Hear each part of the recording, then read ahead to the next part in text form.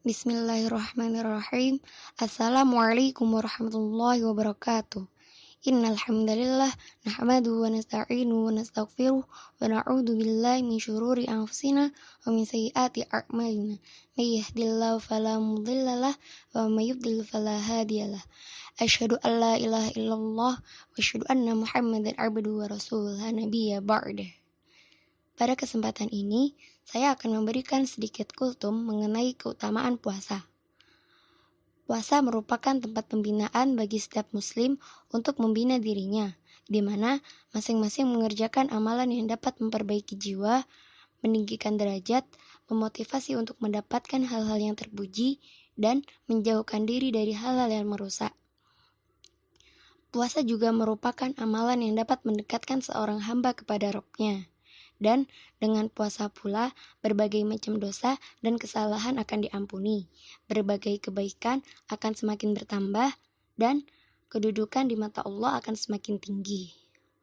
Allah Ta'ala telah mewajibkan bagi kaum muslimin untuk menjalankan puasa sepanjang bulan Ramadan, karena bulan tersebut merupakan sayyidus syuhur, penghulu bulan-bulan lainnya, yang ditandai dengan turunnya Al-Quran.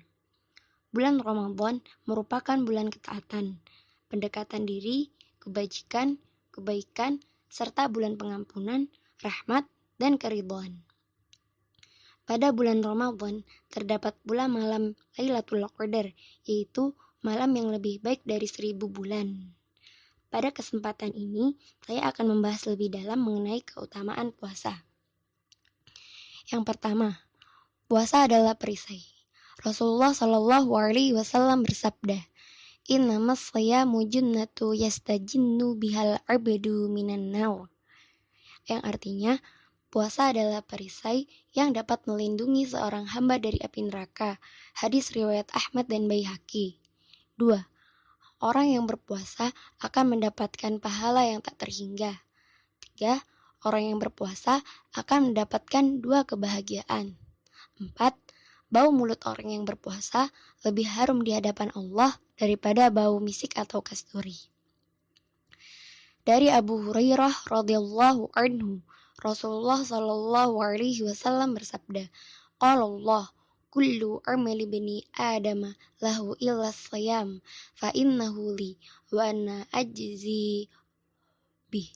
Wasyamu junnatun wa idza kana yaumu saumi ahadikum fala yarfuth wala yaskhab fa in sabbahu ahadun aw qatalahu falyaqul innim ru'un saimun walladhi nafsu Muhammadin biyadihi la khulufu famis saimi atyabu 'indallahi min rihil misk lis-saimi farhatani yafrahuhuma idza aftara fariha wa idza laqiya rabbahu fariha bisaumihi.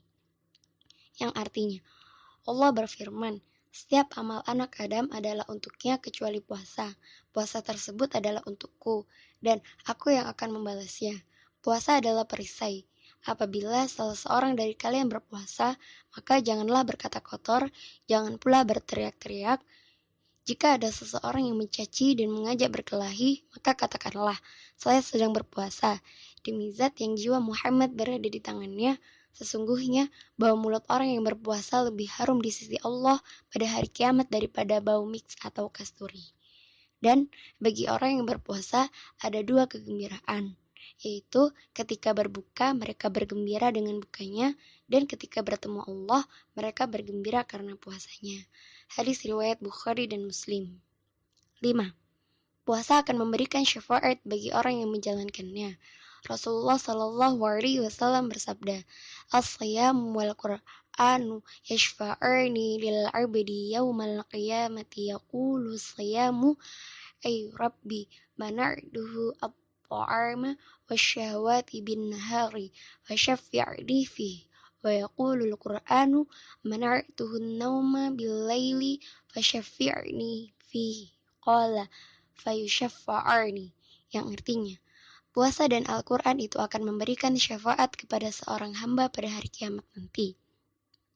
Puasa akan berkata, Wahai Tuhanku, saya telah menahannya dari makan dan nafsu syahwat. Karenanya, perkenankan aku untuk memberikan syafaat kepadanya.